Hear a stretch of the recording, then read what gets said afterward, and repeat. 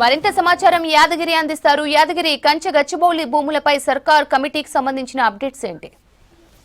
శవంతి, కొద్దిసేపటి క్రితమే ఈ కంచె గచ్చిబౌలిలో ఉన్నటువంటి 100 ఎకరాల విషయంలో ప్రభుత్వం ఒక కీలకమైనటువంటి నిర్ణయం తీసుకున్నది. దీని మీద ప్రత్యేకంగా మంత్రుల ఆధ్వర్యంలో ఒక కమిటీని ఏర్పాటు చేసింది. అయితే ఈ కమిటీలో ఉన్నటువంటి మంత్రులు డిప్యూటీ సీఎం బట్టి విక్రమార్క, మంత్రి శ్రీధర్ బాబు, పొంగులేటి శ్రీనివాసరెడ్డి.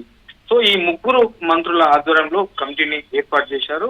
ఈ కమిటీ ఏదైతే ఈ Hyderabad central university executive committee, తర్వాత అక్కడ ఉన్నటువంటి విద్యార్థి సంఘాలు, తర్వాత జేఏసీ సంబంధించినటువంటి నేతలు, ఇక పౌర సమాజానికి సంబంధించినటువంటి కొంతమంది ఎక్స్పర్ట్స్ ఎవరైతే ఉంటారో ఆ ఎక్స్పర్ట్స్ తోని, తర్వాత ఈ విద్యార్థి ప్రతినిధుల బృందంతోని, సో వీళ్ళందరితోని కూడా ఈ మంత్రుల ఆధ్వర్యంలో ఏర్పాటు చేసినటువంటి కమిటీ వాళ్ళతో సంప్రదింపులు చేస్తుంది. తర్వాత ఈ కంచె గచ్చిబౌలిలో ఉన్నటువంటి 100 ఎకరాలకు సంబంధించి ప్రభుత్వం ఎట్లాంటి నిర్ణయం తీసుకున్నది, గతంలో ఉన్నటువంటి సిచ్యువేషన్ ఏంటి, సో ఉమ్మడి ఆంధ్రప్రదేశ్ లో కూడా ఎట్లా ఉండే, తర్వాత ఇప్పుడు ప్రభుత్వం నిర్ణయం తీసుకోవడానికి గల కారణాలేంటి, ఇట్లా ఓవరాల్ గా ఆ భూమి ప్రభుత్వానిదని చెప్పడానికి కూడా ఎట్లాంటి ప్రూఫ్లు ఉన్నాయి అనే దాని మీద పూర్తి స్థాయిలో ఎవరైతే ఈ కమిటీకి సంబంధించినటువంటి ముగ్గురు మంత్రులు ఉన్నారో వీళ్ళు ఈ హైదరాబాద్ సెంట్రల్ యూనివర్సిటీకి సంబంధించినటువంటి ఎగ్జిక్యూటివ్ కమిటీతో భేటీ అవుతారు. తర్వాత జేఏసీ వాళ్ళతో, పౌర సమాజ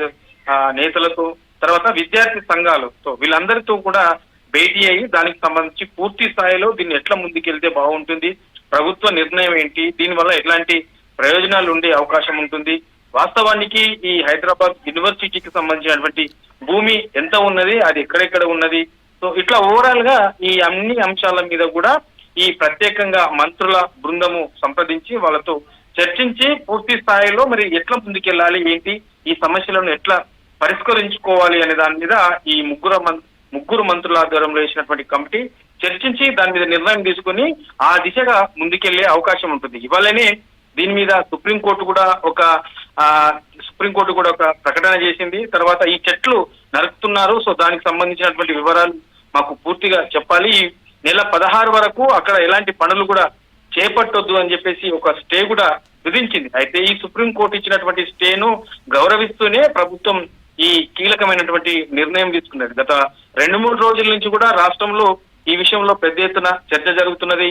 ఈ భూములు ప్రభుత్వ భూములు అని చెప్పేసి ప్రభుత్వానికి సంబంధించినటువంటి నేతలు చెప్తా ఉంటే కాదు అని చెప్పేసి ప్రతిపక్షాలు, ప్రధానంగా బీఆర్ఎస్, బీజేపీ నేతలు దీని మీద రకరకాలుగా మాట్లాడడం, అక్కడున్న కొంతమంది విద్యార్థి ముసుగులో కొంతమంది వచ్చి అక్కడ ఆందోళన చేయడం, ఆ తర్వాత ఇష్యూను కొంత సోషల్ మీడియాలో లేదంటే కొన్ని పార్టీలకు సంబంధించినటువంటి నేతలు తప్పుడు ప్రచారం చేశారని చెప్పేసి ఇప్పటికే దీని మీద ప్రభుత్వ ఆధ్వర్యంలో కూడా ఒక ప్రకటన కూడా జారీ చేశారు. తర్వాత దాని ఒక క్లారిటీ ఇచ్చారు.